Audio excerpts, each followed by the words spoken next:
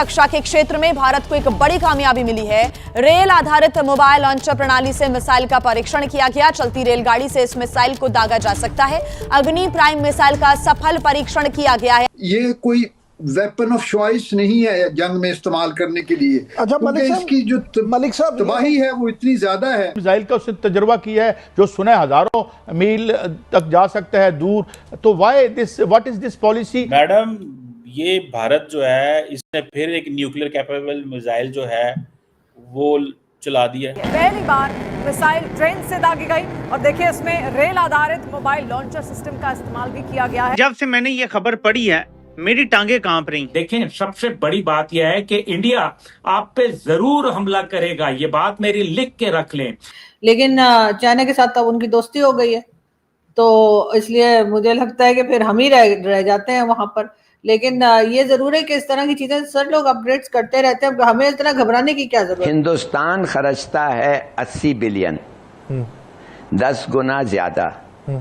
वो हमारे से 10 गुना ज्यादा वैसे है पॉपुलेशन में, साइज में और क्या कहते हैं वेल्थ में। चीन के साथ ताल्लुकात जो अच्छे हो रहे हैं तो उसमें पाकिस्तान के कंसर्न्स हैं कि भाई हो क्या रहा है। आप इंडिया के साथ जो हमारा जानी दुश्मन है उसके साथ कर रहे हैं बड़े बड़े मिसाइल। तो फिर जो छोटे ममालिक होते हैं हम जैसे, हमें वो जो है इंडिया को नहीं ना चाहिए कि दिफा पे आप इतना पैसा लगाए। नमस्ते दोस्तों, जय हिंद। हिंदुस्तान स्पेशल में आपका स्वागत है। दोस्तों, डिफेंस टेक्नोलॉजी के क्षेत्र में डीआरडीओ ने एक बड़ी सफलता हासिल कर ली है, जिससे पाकिस्तान खासा परेशान दिखाई दे रहा है। वैज्ञानिकों ने एक ऐसा मिसाइल सिस्टम डेवलप कर लिया है जिससे आने वाले समय में चलती ट्रेन से मिसाइल दागा जा सकेगा। डीआरडीओ की तरफ से भारत की अपनी नई पीढ़ी की मध्यम दूरी की अग्नि प्राइम मिसाइल का चलती ट्रेन से सफल परीक्षण किया गया। जानकारी के अनुसार पहली बार अग्नि प्राइम मिसाइल का सफल परीक्षण चलती ट्रेन से कर लिया गया है। यह एक मिड रेंज मिसाइल है जो 2000 किलोमीटर तक की मारक क्षमता रखती है। डीआरडीओ की इस सफलता को लेकर देश के रक्षा मंत्री राजनाथ सिंह ने डीआरडीओ को बधाई दी है। साथ ही उन्होंने इस संबंध में ट्वीट भी किया है, जिसमें उन्होंने लिखा कि भारत ने रेल आधारित मोबाइल लॉन्चर प्रणाली से मध्यम दूरी की अग्नि प्राइम मिसाइल का सफल परीक्षण किया है। अगली पीढ़ी की यह मिसाइल 2000 किलोमीटर तक की मारक क्षमता के लिए डिजाइन की गई है। तो चलिए दोस्तों, आज की वीडियो की तरफ चलते। Thank so much. मैडम, ये भारत जो है इसने फिर एक न्यूक्लियर कैपेबल मिसाइल जो है वो चला दिया है। आपको क्या लगता है भारत इस तरह के तजर्बे क्यों करता रहता है? सर, सबसे पहले तो शायद मुझे लगता है कि इस तरह की जो चीजें होती हैं, जो एक्सपेरिमेंट्स होते हैं, ये तो पाकिस्तान भी करता रहता है, दुनिया में हर जगह होते रहते हैं अपने आप को अपग्रेड करने के लिए। और भारत ने अभी तक तो किसी के ऊपर अटैक किया नहीं है। अगर कभी दो कान के नीचे लगाएं तो हमारे ही लगाएं सर।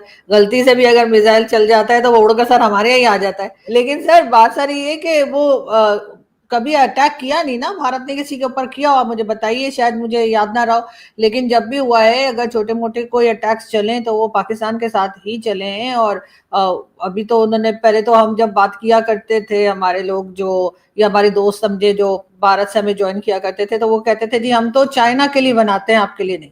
लेकिन चाइना के साथ अब उनकी दोस्ती हो गई है, तो इसलिए मुझे लगता है कि फिर हम ही रह जाते हैं वहां पर। लेकिन ये जरूर है कि इस तरह की चीजें सर लोग अपग्रेड्स करते रहते हैं, हमें इतना घबराने की क्या जरूरत है। हम भी तो करते हैं सर, हम किसके लिए बना रहे हैं।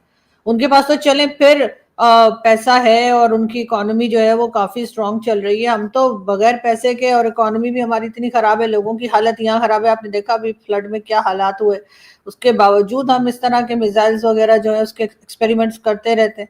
तो पाकिस्तान बताए कि वो किसके लिए कर रहे हैं। तो जाहिर है कि अगर किसी के पास, उनके पास पैसा है तो वो अपग्रेड तो करते रहेंगे चीजों को। मैडम, बात पैसे की नहीं है। देखिए, बात यह है कि पाकिस्तान अगर 3700 किलोमीटर 2700 किलोमीटर का भी मिसाइल बनाए तो अमेरिका कहता है ये हमारे पास पहुंचाने के लिए कर रहे हैं। हालांकि 2700 किलोमीटर तो नहीं है यहाँ से अमेरिका। इंडिया इतने इंटरकॉन्टिनेंटल बड़े बड़े मिसाइल। तो फिर जो छोटे ममालिक होते हैं हम जैसे, हमें वो जो है वो फोर्स करते हैं कि हम भी डिफेंस पे पैसा लगाएं, हम भी अपने दिफा पे खर्चा करें। तो इंडिया को नहीं ना चाहिए कि दिफा पे इतना पैसा लगाए ताकि खित्ते में माहौल खराब हो। तो ये इंडिया के ऊपर जिम्मेदारी है। इंडिया बड़ा मुल्क है सर। अगर इतना कोई खतरनाक चीज हो रही होती या इतना कोई परेशानी हो रही होती तो आपके ख्याल से अमेरिका ने बात ना की होती, अमेरिका ना बोला होता? ये भारत में कुछ भी हो रहा हो, चाहे मिसाइल्स बन रहे हो या कुछ, और हर चीज को हम अपने ऊपर क्यों ले जाते हैं? अमेरिका हर एक को रोकता है, हर एक को कभी किसी चीज की परमिशन देता है, कभी सैंक्शंस लगाता है। अगर ऐसा होता तो भारत को रोकता वो कि भाई ये तो हमारे ऊपर अटैक ना कर दें। हर चीज का ठेका हमने ही क्यों उठा के रखा है? और हम जो मिसाइल बना रहे हैं सर, उसका क्या, वो हम किस लिए बनाते जा रहे हैं? हमारे यहाँ भी तो हर कुछ दिन के बाद एक्सपेरिमेंट्स हो रहे होते हैं। कभी न्यूज आती है, कभी न्यूज नहीं आती है, कभी देर में आती है। रुके तो हम भी नहीं है। जहां तक मैंने सुना है, जो न्यूक्लियर वेपन्स हमने बना रखे हैं वो शायद हमने 2-4 भारत से भी ज्यादा बना लिए हैं। ऐसा कई एक्सपर्ट्स जो हैं वो बताते हैं। तो किस लिए बनाए सर हमने? वही पैसा अगर हम अपने यहाँ लोगों की किसी बेहतर काम में लगा देते तो क्या अच्छा नहीं था? मैडम, बात तो ये है कि हम तो कोई 5000 किलोमीटर वाला मिसाइल तो नहीं बनाते, हम तो अपने दफा के लिए बनाते। तो दिफा का हक तो मौजूद है ना। इंडिया तो 4000, 5000, 6000, 7000, 8000। तो देखें, एक होती है रेंज, भाई ठीक है जी इतना मैंने कर लिया। अब 8000 किलोमीटर एक चीज़ है। हमने तो कभी 2700 किलोमीटर से ज़्यादा वाला मिसाइल बनाया नहीं है, और वो हमने जो बनाने थे बना लिए। अब कुछ ज़्यादा तो हमने तो कभी वो टेस्ट नहीं किया। तो हम तो ये कह रहे हैं कि 8000 किलोमीटर की इंडिया को क्या ज़रूरत है? सर वो तो इंडिया ही जाने को, उसे क्या जरूरत है? क्या पूरे दुनिया का ठेका लेके रखा है कि इतने रेंज का क्यों लिया है? क्योंकि हम तो बहुत नजदीक है। हमें अगर उन्होंने कुछ करना हो तो जैसे आप भी जानते हैं कि उसके लिए इतनी ज्यादा रेंज के मिसाइल्स की जरूरत नहीं है। लेकिन अभी तक भारत ने कोई ऐसी बात की नहीं है जिससे कि हम कोई रिजल्ट निकाल सकें कि वो क्यों बना रहे हैं। और कई हथियार, कई मिसाइल्स तो सर वो इसलिए भी बना रहे हैं कि वो आगे जो है उसको दूसरी कंट्रीज को दे सकें या बेच सकें, या इस किस्म के काम भी सुनने में आया कि वो करेंगे। जो कि जाहिर है जब हर जगह पे वो काम करेंगे, हर सेक्शन में काम करेंगे, तो फिर सर वो मिसाइल्स और हथियारों में भी काम कर सकते हैं। तो सर बात क्या करेंगे ये भी इसहाक डार साहब बता देते ना, कि क्या बात क्या करनी है इन्होंने भारत से। और इतनी बार भारत को इन्होंने कहा है कि जी हम बात करना चाहते हैं, वो कहते हैं हमें बात नहीं करनी। तो सर कोई अपनी सेल्फ रिस्पेक्ट नहीं है? ना करें बात।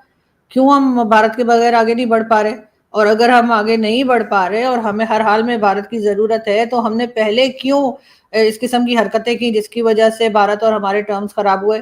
वो इमरान खान ही थे ना जिन्होंने कहा था जी पीएम मोदी जब तक प्राइम मिनिस्टर रहेंगे हम तो भारत से बात नहीं करेंगे। लेकिन उसके बाद इमरान खान खुद जेल चले गए और आज पीएम मोदी तो अभी भी हैं।